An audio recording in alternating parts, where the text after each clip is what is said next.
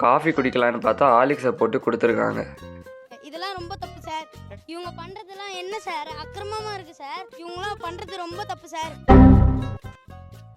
வணக்கம் கைஸ். இன்னைக்கு improving my compound lift சீரீஸில் நாள் 16 காலையில் எழுந்திரிச்ச உடனே பல்ல வலிக்கிட்டு மூஞ்சி கழுவிட்டு இன்னைக்கு எக்ஸாம் இருக்கிற காரணத்தினால உட்காந்து படிக்க ஆரம்பிச்சிட்டேன்.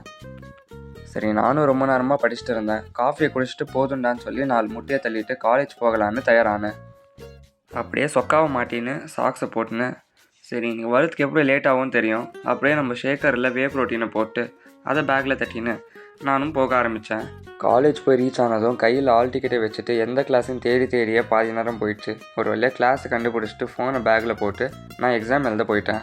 ஒரு வழியாக எக்ஸாம் எழுதி முடிச்சுட்டு வெளியே வந்தால் நம்ம நண்பர்கள் எல்லாம் காஃபி குடிக்கலான்னு சொல்ல நானும் போனேன். அப்போ தான் காஃபியை ஒரு சிப் அடித்தா நல்லா ஹார்லிக்ஸ் மாதிரி போட்டு வச்சுருக்காங்க. சரின்னு வீட்டுக்கு வந்து காஃபியும் பிஸ்கெட்டையும் சாப்பிட்டு இருந்தோம். நம்ம நண்பர் ஃபோன் எடுத்தாலே பதறாரு.